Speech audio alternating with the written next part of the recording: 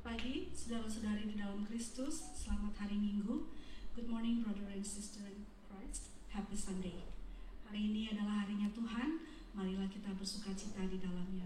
This is the day that the Lord has made. Let us rejoice and be glad in it. Sebelum kita mulai beribadah, marilah kita menyiapkan hati dengan berdoa secara pribadi.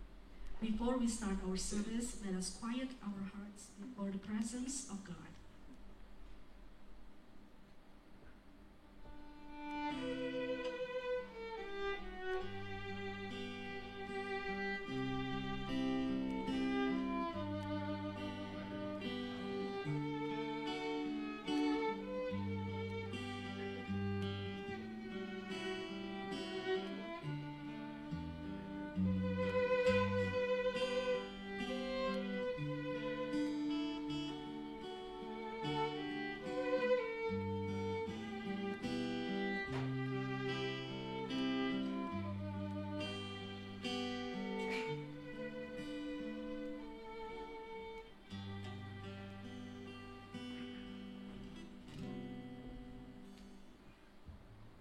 Panggilan beribadah diambil dari Mazmur 95 ayat yang pertama sampai yang ketiga. A call to worship is taken from Psalm 95 verse 1 to 3. Hormatilah Tuhan dan taatilah Dia. Marilah kita bersorak-sorai untuk Tuhan, bersorak-sorak bagi gunung batu keselamatan kita. Biarlah kita menghadap wajah-Nya dengan nyanyian syukur, bersorak-sorak baginya dengan nyanyian mazmur. Sebab Tuhan adalah Allah yang besar dan Raja yang besar mengatasi segala Allah. Mari kita responi firman Tuhan ini dengan menyanyikan langit dan bumi pujilah Tuhan. Let us respond to the song by singing Heaven and Earth. Let's praise the Lord.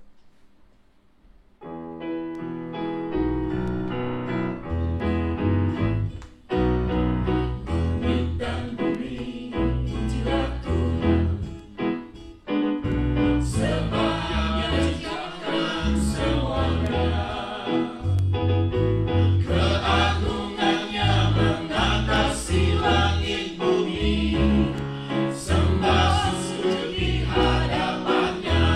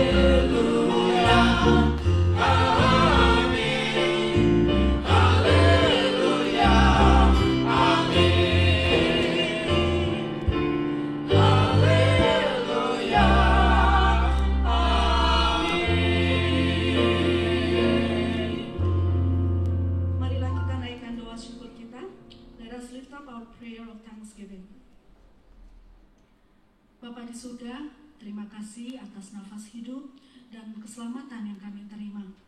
Heavenly Father, thank you for the breath of life and the salvation that we receive. Kami datang kepadamu untuk memuji dan memuliakan nama-Mu, karena Engkaulah Allah yang besar. We come to you to praise and glorify your name because you are great. Kami bersyukur atas kehadiran-Mu dalam hidup kami setiap waktu. We are grateful for your presence in our lives at all times. Dan walaupun kami seringkali tidak menyadarinya dan jatuh dalam dosa, Roh-Mu yang kudus selalu mengingatkan kami untuk kembali kepadamu, sehingga Engkau mengangkat dan mengampuni kami. Even though sometimes we did not realize it and fell into sins, your Holy Spirit reminded us to return to you, so you will lift us up and forgive us. Terima kasih ya Bapa atas kasih setiamu yang besar. Thank you Father for your steadfast love. Terima kasih. Terimalah pujian dan sembah syukur kami ya Tuhan, yang kami naikkan hanya di dalam nama Tuhan Yesus Kristus. We accept our praise and thanksgiving that we lift up only in the name of Jesus Christ, our Lord. Amen. Amen. Sebelum kita mendengarkan sabda Tuhan, marilah kita naikkan pujian Bapa Surgawi. Before we listen to the word of God, let us sing Heavenly Father.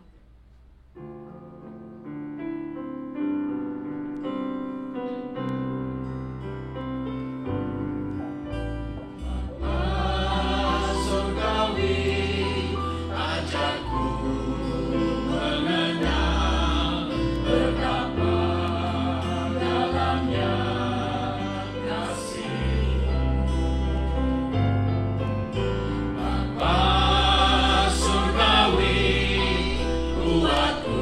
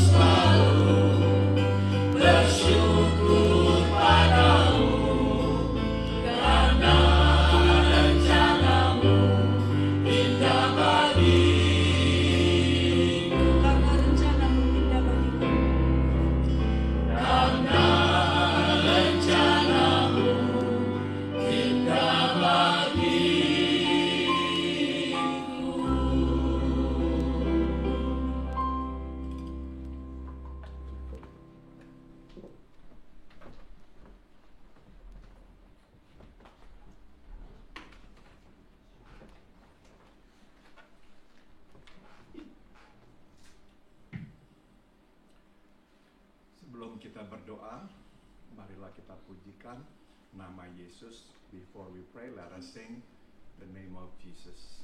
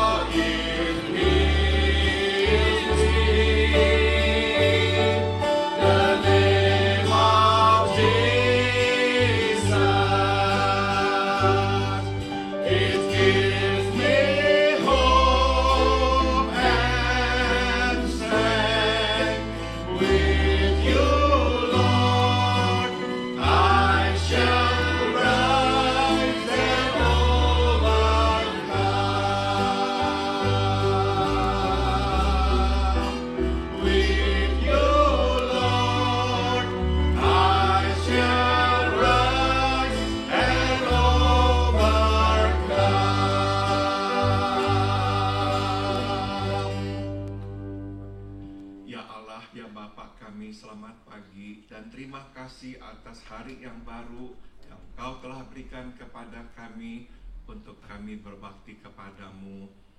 Oh Heavenly Father, good morning and thank you for this new day that you have given us for us to come into your house to worship you. Kami menengok ke belakang, kami bersyukur atas berkat demi berkat yang Engkau telah limpahkan kepada kami. As we look back, we can only give you thanks, Father, for blessing after blessing that you have bestowed upon us. Bapa, kami tak kekurangan karena Engkau mencukupi kebutuhan kami. We have lacked nothing because you have given all that we needed. Kami juga berterima kasih tatkala kami sedang lemah, Engkau memberikan kepada kami kekuatan. We are also grateful to you because in times of weakness, you gave us strength. Berikanlah kepada kami terus hati yang bersyukur, mengingat kebaikan-Mu dan berkat-Mu dalam hidup kami. So we pray, Father, please give us a heart of thanksgiving to always thank you for your goodness and your blessings. Bapa, kami pun datang menghadap kepada-Mu untuk mengakui kami orang-orang berdosa. We also come before you to confess that we are sinners. Kami sudah tahu kehendak Tuhan, tapi kami tidak selalu melakukannya. We already knew what your will was, but we did not always obey you. Ampunilah dosa kami, basuhlah kami dengan darah-Mu yang Engkau curahkan di atas kayu salib.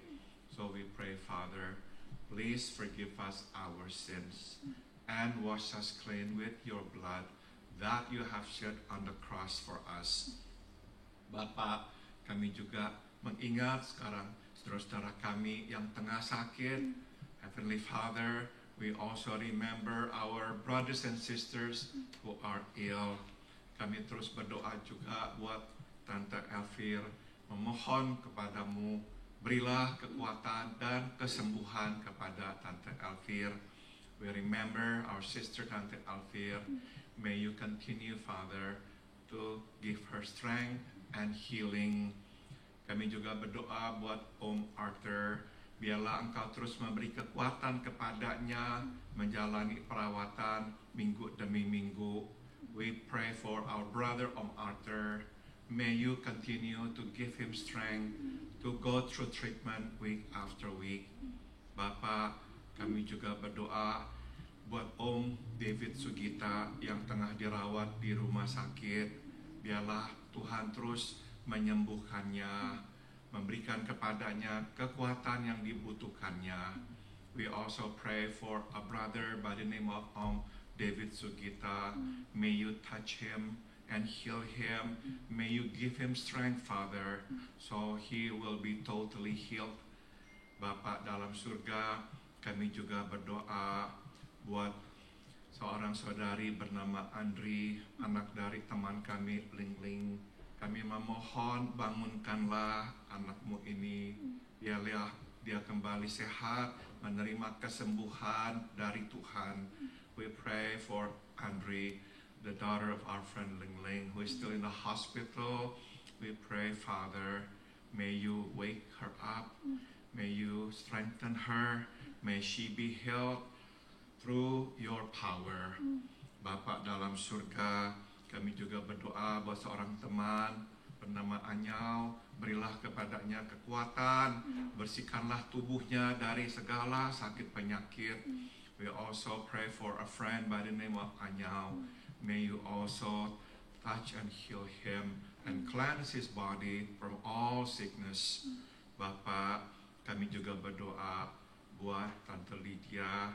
Berilah kepada Tante kekuatan, sembuhkanlah supaya Tante kembali bisa nanti berdiri dan berjalan. We also pray, Father, for Tante Lydia.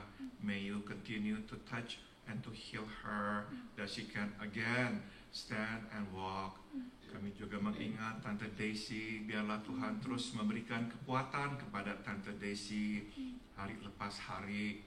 We also remember our sister Tante Daisy. May you strengthen her.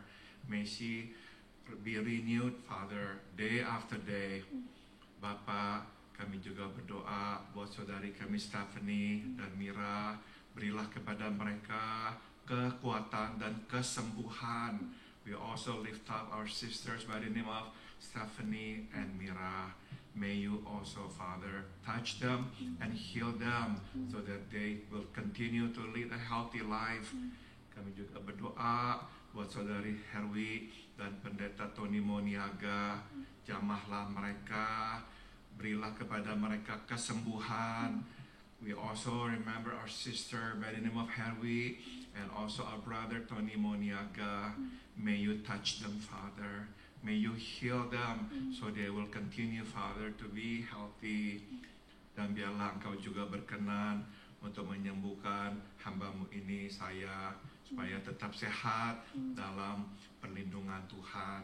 Also pray, Father, for me, your servant. May you continue to keep me healthy under your care.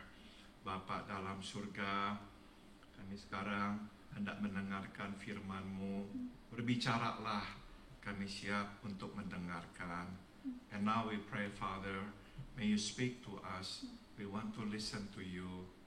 Oh ya, Bapa, kami juga mengingat saudari kami, Tante Els. Biarlah Engkau juga menjamahnya, memberikan kepadanya kesembuhan, supaya Tante Els kembali sehat. We also remember, Father, for our sister Tante Els. May you touch her, heal her, that she will be healthy again. Terima kasih, Bapa. Dalam nama Tuhan kami, Yesus Kristus, kami berdoa. In the name of our Lord and our Savior, Jesus Christ, we all pray. Amen.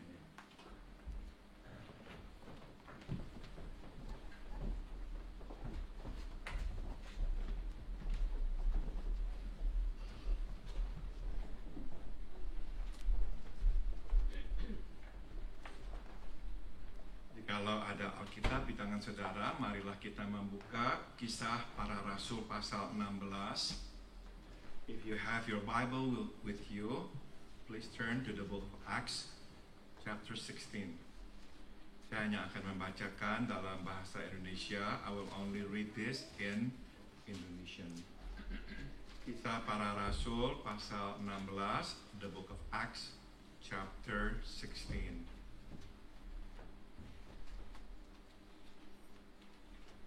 Kita hanya membaca ayat 16 hingga ayat 18, and we are going to read from verse 16 to verse 18. Pada suatu kali ketika kami pergi ke tempat sembahyang itu, kami bertemu dengan seorang hamba perempuan yang mempunyai roh tenung. Dengan tenungannya, tuan-tuannya memperoleh penghasilan besar. Verse 17, ia mengikuti Paulus dan kami dari belakang sambil berseru katanya, orang-orang ini adalah hamba Allah yang maha tinggi. Mereka memberitakan kepadamu jalan kepada keselamatan. Verse 18, hal itu dilakukannya beberapa hari lamanya. Tetapi ketika Paulus tidak tahan lagi akan gangguan itu, ia berpaling dan berkata kepada roh itu, demi nama Yesus Kristus, aku menyuruh engkau keluar dari perempuan ini. Seketika itu juga keluarlah roh itu. Tema khotbah pada pagi hari ini adalah dia hanya dapat mengganggu. The theme of today's message is he can only interfere. Saudara, satu hal yang dapat kita pastikan tentang hidup ini adalah bahwa segala sesuatu tidak akan selalu sama. One thing that we are sure of about life is that nothing stays the same. Saudara, hari yang baik tidak berlangsung selamanya. Pada akhirnya hari yang baik digantikan dengan hari yang buruk. Good times do not last forever. They are inevitably replaced by bad times. Bahkan kita pun juga tidak selalu sama. Di masa lalu kita tidak punya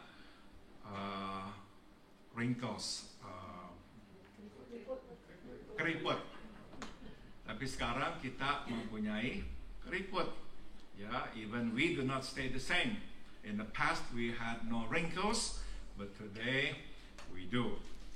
Nah, minggu lalu kita telah mendengar berita yang baik, yaitu Lydia, seorang businesswoman, penduduk asli dari Tiatira yang sekarang tinggal di kota Filipi, menyerahkan hidupnya dan percaya kepada Yesus.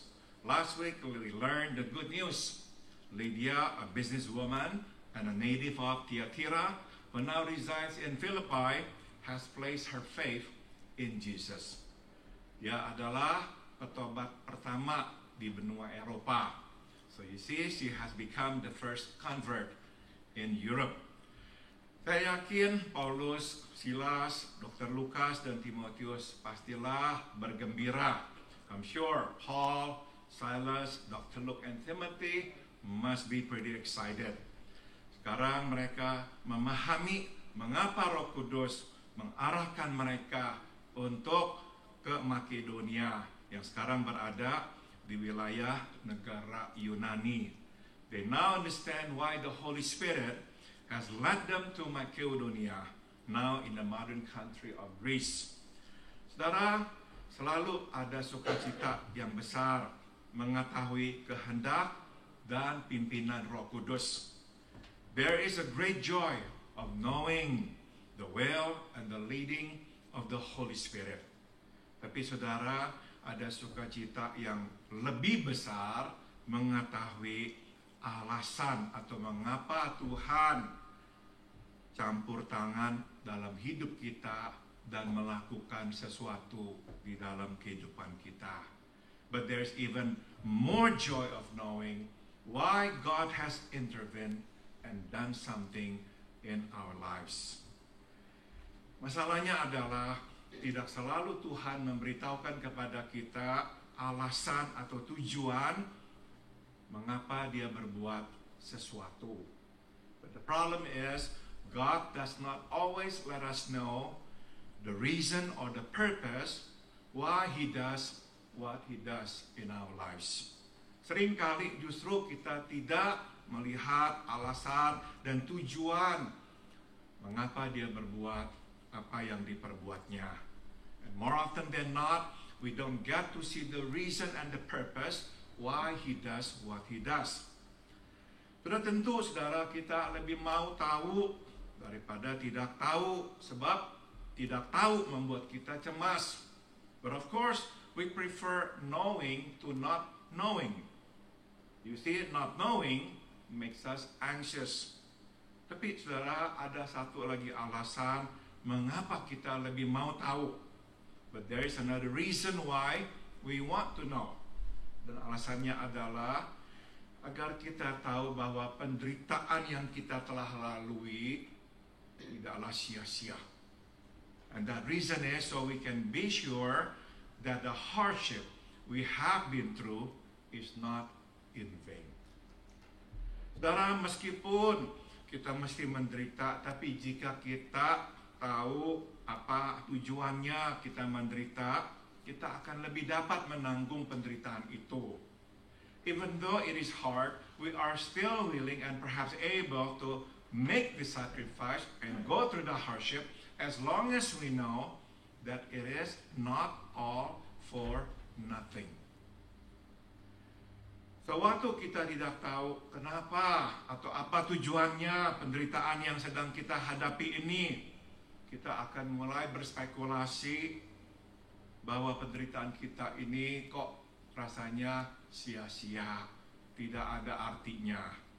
It is when we do not know the reason of our suffering, we will then begin to speculate that all the hardship we have suffered has been in vain. Nah, jadi inilah pelajaran pertama yang bisa kita petik, saudara. Ternyata tidak ada yang namanya sia-sia di dalam kehendak Allah. So here's the first lesson we can glean. There is no such a thing as a waste in the will of God. Kenyataan kita tidak dapat melihatnya sekarang tidak berarti itu sia-sia. The fact that we do not see it does not mean that it is in vain. Kematian orang yang kita kasihi, sakit penyakit yang kita derita, kerugian-kerugian dan kehilangan-kehilangan, dan semua penderitaan kita tidak sia-sia di dalam kehendak Tuhan. The death of our loved ones, our sicknesses, our losses, and our hardship are not for nothing in the will of God. Saudara-saudara, sekali lagi, tidak ada yang sia-sia di dalam kehendak Allah. So once again, nothing is in vain in the will of God. Mari kita lanjutkan. Let us now move on. Setelah pertobatan Lydia, tampaknya segala sesuatu berjalan dengan baik. After the conversion of Lydia, everything seems to be going in the right direction. Paulus dan timnya terus pergi ke tepi sungai untuk berjumpa dengan orang-orang Yahudi. Paul and his team continue going to the river to meet with the Jewish believers. Saudara, pelayanan berjalan dengan baik sampai seseorang dengan kuasa gelap muncul. You see, ministry is rolling along nicely until someone with the power of darkness shows up out of nowhere. Kita tidak tahu nama perempuan ini, yang kita tahu adalah dia seorang budak. Jadi berarti dia itu milik atau kepunyaan seorang majikan. We do not know her name. What we know is that she's a slave. Therefore, she's a property of somebody else. Dan saudara, perempuan ini telah membawa banyak keuntungan kepada majikannya karena dia dapat menenung atau meramal masa depan. And she has been bringing a lot of fortune to her owner because of her ability to to divine the future. Saudara, dia adalah seorang peramal. You see, she's a fortune teller. Dr. Lukas memberitahukan kita bahwa dia mempunyai roh di dalam dirinya. Dan roh itulah yang memungkinkan dia untuk bisa meramal. Dan roh itu tidak lain tidak bukan ialah setan. Dr. Luke tells us that she has a spirit, the source of her power to divine the future. And that spirit is none other than Satan himself. Saudara, kita tahu setan atau iblis adalah roh. You see, Satan is spirit. Itu sebab setan tidak diikat oleh waktu dan tempat seperti kita. Dan itu sebabnya dia bisa memang melihat hari depan. Because Satan is spirit, he's not bound by time and place. And as a result, he can see the future. Nah, karena setan bisa melihat masa depan, maka dia memiliki lebih banyak informasi. Dia lebih tahu. Dan sudah tentu informasi ini berguna, bermanfaat bagi orang-orang yang datang kepadanya lewat peramal. Because Satan can see the future, he has the advantage of having more information. Something that is of course useful to those who seek after his counsel through a diviner or a fortune teller. Nah, itu sebab saudara, budak perempuan ini membawa banyak uang penghasilan buat majikannya. And that explains why this female slave rakes in so much money for her master. Namun saudara, meski dia dapat memberitahukan orang apa yang akan terjadi, dia tidak mempunyai kuasa atas apa yang akan terjadi. However, even though she can tell people what will happen, she has no control over what will happen. Nah, jadi inilah pelajaran kedua yang bisa kita petik, saudara. Meskipun iblis dapat melihat masa depan dan tahu tentang masa depan, iblis tidak punya kuasa atas masa depan. And this brings us to the second lesson. Even though Satan can see the future and therefore has knowledge of the future, he has no power or control over the future. Saudara, setan bisa tahu apa yang akan terjadi dan dapat membisikkan apa yang dia ketahui itu kepada manusia. Namun saudara, dan kita mungkin jadinya karena tahu itu dapat ya merancang rencana untuk bisa mendapatkan atau mencapai tujuan kita. Tapi Tuhanlah yang mempunyai kuasa atas apa yang terjadi. Satan may know what will happen and can whisper that information to us.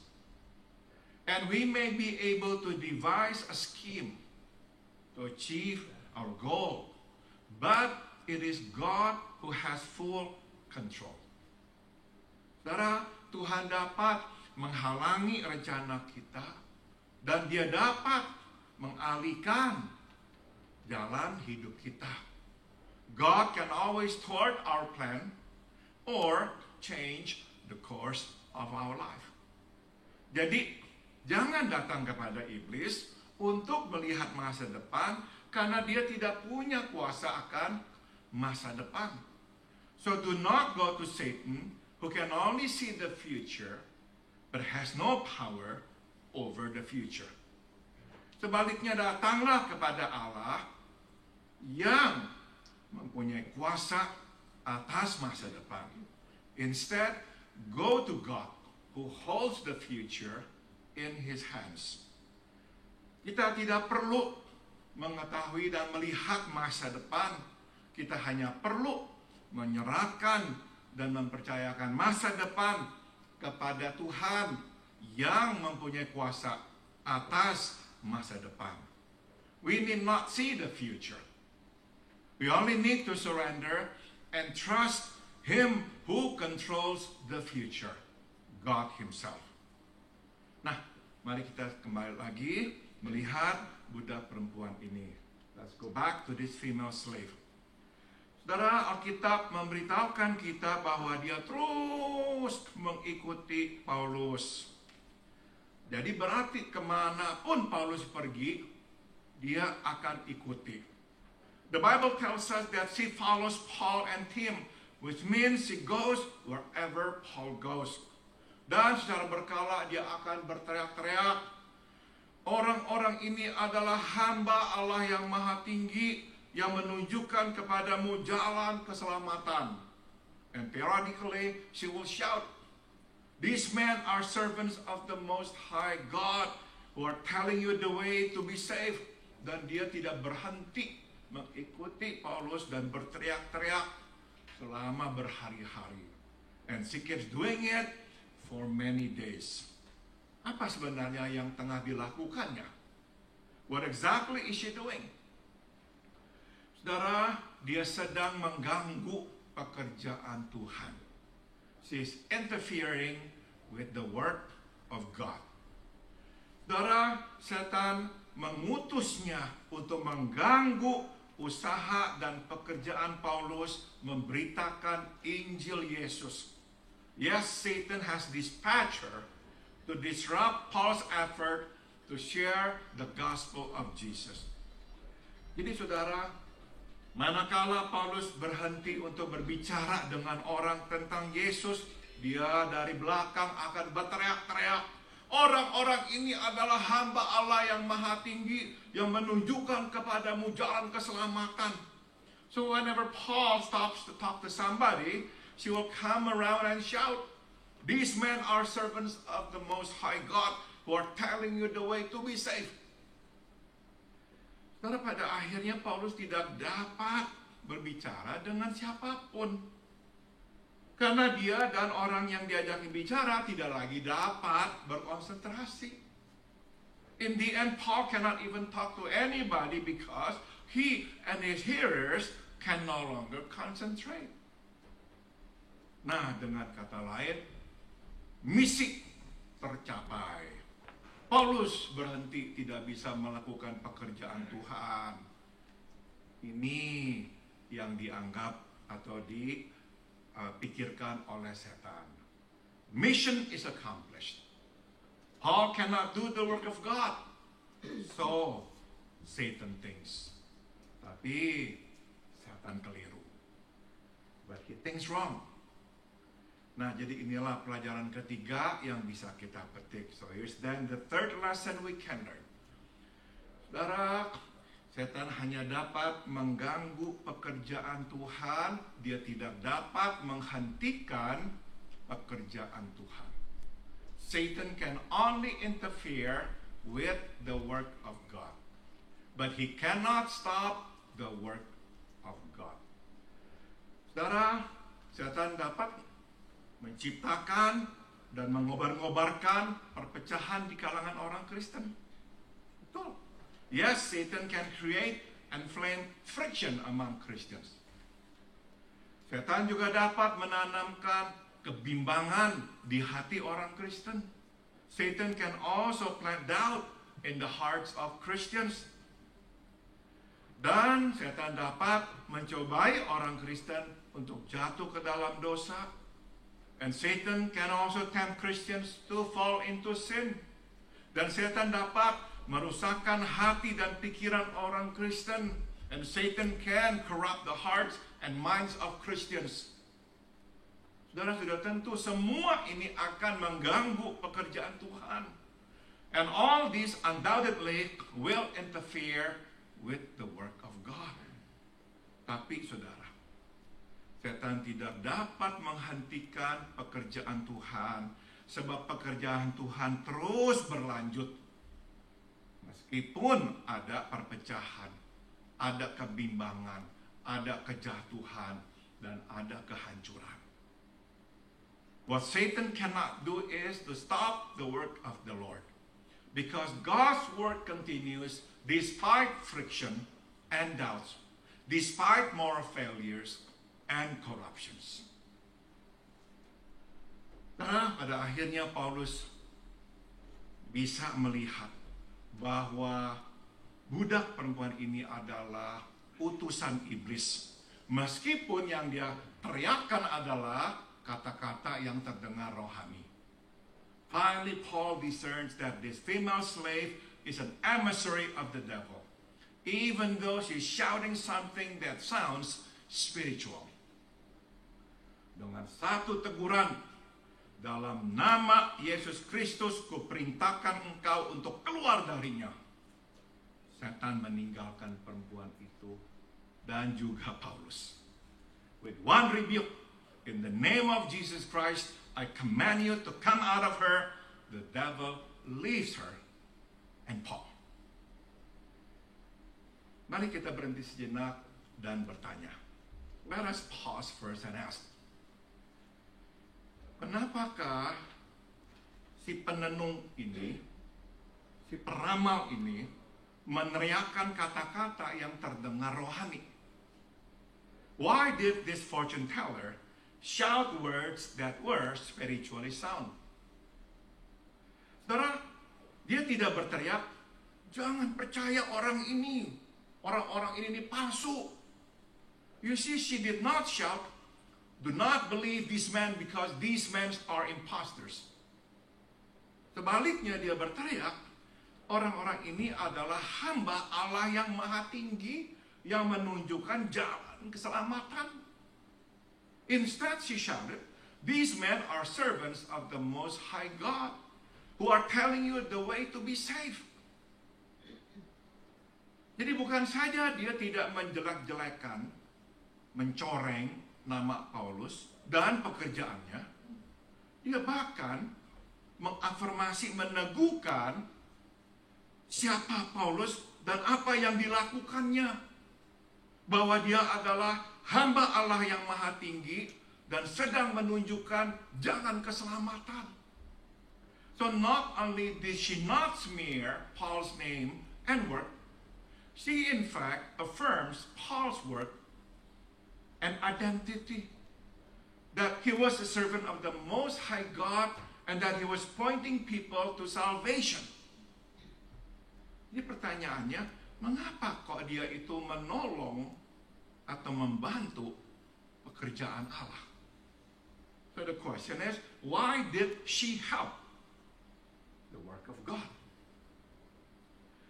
Saudara, dengan caranya meneriakkan kata-kata yang rohani itu, si peramal ini sedang berusaha mendapatkan pengesahan. You see, by doing that, this fortune teller was seeking legitimacy. Saudara, kalau saja Paulus tidak mengusir iblis yang ada pada dirinya, orang mungkin akan berpikir dia adalah seorang peramal Kristen. Had Paul not driven the demon out of her, people might have thought that she was a Christian fortune teller. Orang mungkin bahkan bisa beranggapan, oh dia sekarang jadi bagian dari tim pelayanan Paulus. Habis kemana-mana Paulus pergi, dia ada di belakangnya. And people might even think that she is a part of Paul's group. Atau mungkin orang berkata, Paulus tidak berkata apa-apa, tidak menegurnya, berarti ya tidak apa-apa. Or people might think, well, Paul does not do anything, that means it's okay. If she is okay, that means what she does is perfectly fine then. Dan berarti apa, saudara? Orang akan makin mencari dia. Dan setan makin nanti menguasai orang. People might think, well, Paul does not do anything, that means he's okay. When people begin to think that she's okay, people will begin to think that what she does is also okay. And that means she would have gained more followers. And Satan would have more grips on people. Saudara, pelayanan tidak mudah. Ministry is not easy. Seringkali kita harus menghadapi serangan dari dua sumber, manusia dan iblis. Often we must face opposition from two fronts, man and Satan. Di dalam kisah yang telah kita bahas ini, kita melihat Paulus dan rekan-rekannya harus menghadapi serangan dari sumber iblis sendiri. In this story we see Paul and Tim must deal with the first front, and that of the devil. Ternyata saudara, kita akan lihat minggu depan lebih mudah menghadapi serangan yang datang dari iblis ketimbang dari manusia. And it proved to be so much easier than dealing with the opposition that comes from men, as we shall see this next week. Menghadapi serangan dari manusia ternyata lebih sulit. Dealing with men is difficult. Saudara, sebelum saya akhiri, saya ingin meninggalkan saudara dengan dua pokok pemikiran atau perenungan ini. Before I conclude, I'd like to leave you with this couple of thoughts. Pertama, saudara, Paulus dan rekan-rekan pergi ke Makedonia, tidak tahu apa yang akan terjadi pada mereka, tapi mereka tetap pergi karena menaati kehendak Tuhan. Firstly, Paul and his companion went to Makedonia not knowing what would happen to them, but they went anyway in obedience to God's will. Saudara, sebagai hasilnya Tuhan memberkati pelayanan mereka. And as a result, God blessed their work. Nah, jadi saudara, jangan terlalu memfokuskan mata kita pada tahu. Sebaliknya, arahkan mata kita pada taat. So do not focus on knowing. Always focus on obeying. Serahkan sisanya, selebihnya kepada Tuhan. Leave the rest to God. Kedua, saudara, Paulus dan rekan-rekan sebetulnya tidak mengejar-ngejar dan mencari-cari utusan iblis ini. Secondly, Paul and Tim did not seek this devil's emissary. Dialah si penenung inilah yang datang mencari Paulus. It was she who came and found Paul. Dengan kata lain, saudara, iblis berinisiatif untuk menghentikan pekerjaan Tuhan. In other words, Satan took the initiative to stop the work of the Lord. Pertanyaannya, mengapakah iblis begitu cemas dan menjadi begitu agresif? The question is, why was Satan so worried and aggressive? Karena dia dapat melihat masa depan. Ingat ya, Satan bisa melihat masa depan. Karena dia bisa melihat masa depan bahwa lewat satu perempuan yang bernama Lydia, satu benua Eropa mengenal Yesus. Because Satan could see the future. Remember, he could see the future. That through this woman named Lydia, the whole Europe would know Christ. Saudara, penglihatan ini luar biasa menakutkan iblis. When Satan saw this, he was terrified. Because this sight truly terrified him. The whole continent would know Christ, would follow Christ. Itu sebab, saudara, dia berusaha keras menghentikan pekerjaan Tuhan. And that is why he tried very hard to stop the work of God. Dan sebagaimana kita lihat, dia gagal. And as we can see, Satan failed. So once again, he can only see, but he cannot do anything about it. Satan bisa melihat, iya betul. Bisa tahu, iya, tapi tidak berdaya mengubahnya. Saudara, jadi ini kesimpulannya. Makin setan melihat, Tuhan akan memakai kita dan memberkati kita, makin dia itu berusaha keras menyerang kita dan menghentikan pekerjaan Tuhan. So you see, the more Satan see that God will use and bless us, the more actively he will attack us. Tapi jangan khawatir, but do not worry. Usirlah dia di dalam nama Yesus Kristus. Rebuke him in the name of Jesus Christ.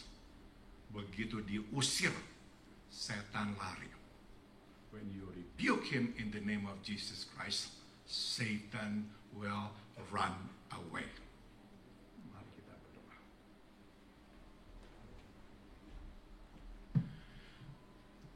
Ada kuasa dalam darahnya, darah domba Allah. Ada kuasa dalam darahnya, darah anak domba Allah. Ada kuasa dalam darahnya, darah domba Allah.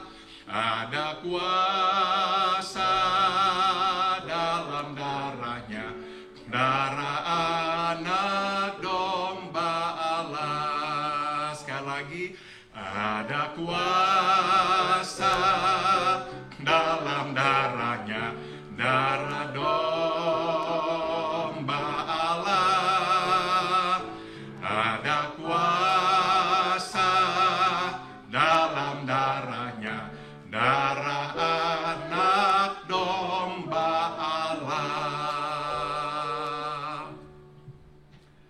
Bapak dalam surga, hari ini kami kembali diingatkan dan dikuatkan bahwa darah anak domba bukan saja membasuh dosa kami, tapi mempunyai kuasa mengusir setan.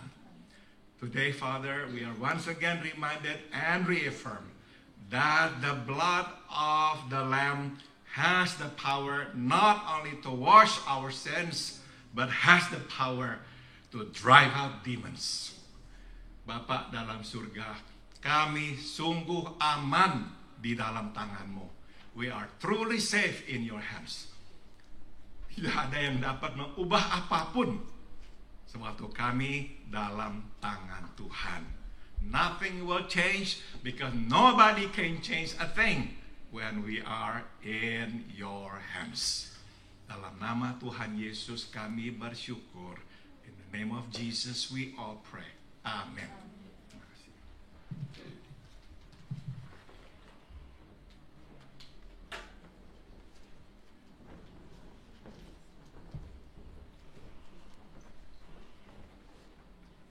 Terima kasih Pak Paul. Thank you Pastor Paul.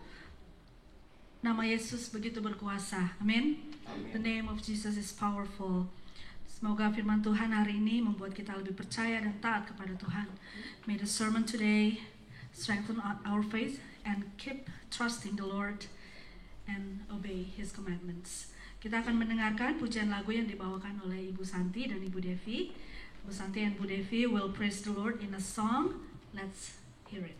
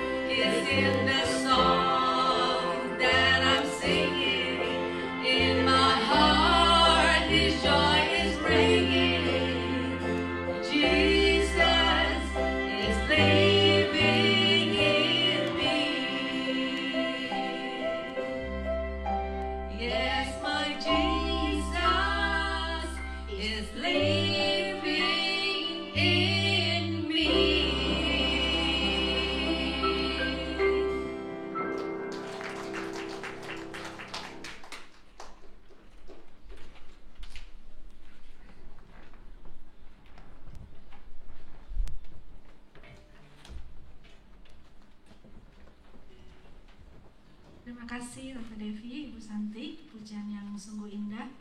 Jesus lives in us. Amin. Mari kita akhiri ibadah kita dengan bernyanyi Waktu Bunyi Sangkakala. At the end of our service, let us sing song When the Roll is Called Up Yonder.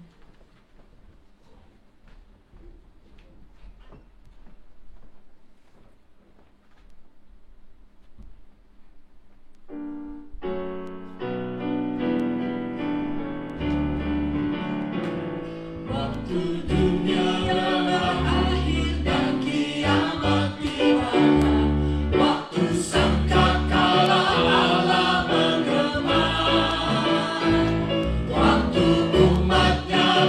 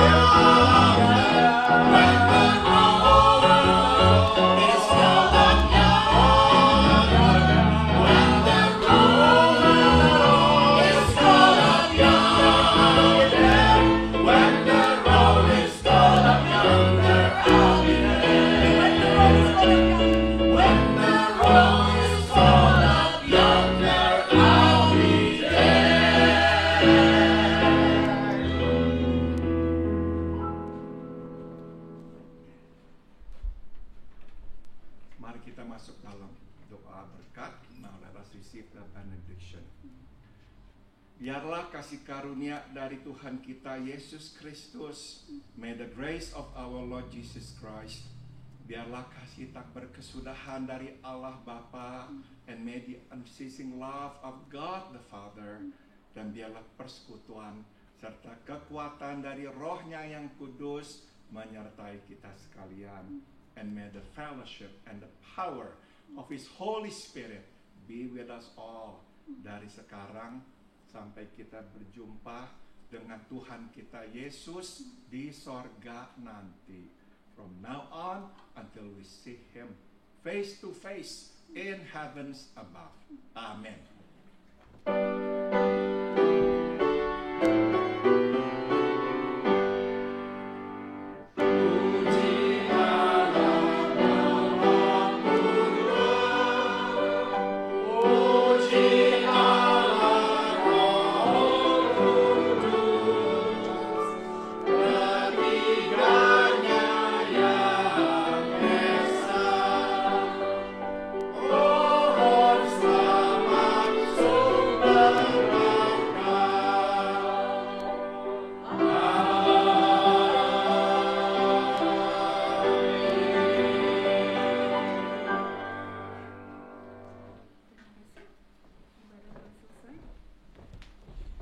Pengumuman minggu depan akan dilaksanakan perjamuan kudus, so there will be a Holy Communion next Sunday.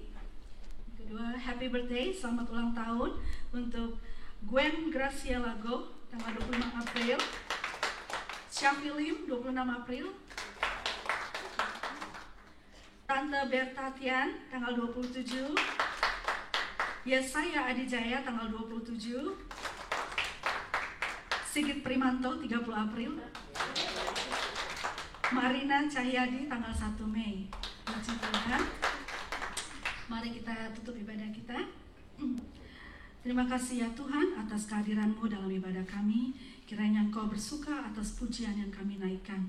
Terima kasih atas firman-Mu yang sudah kami dengar dan menguatkan kami sehingga kami boleh menjalankan hidup ini dengan iman yang kuat dan penuh sukacita. Sebentar kami akan berpisah satu sama lain dari tempat ini. Kiranya Engkau terus mengikat kami semua dengan tali kasih-Mu. Kami terus saling mengasihi dan menguatkan. Di dalam nama Tuhan Yesus kami telah berdoa. Amin.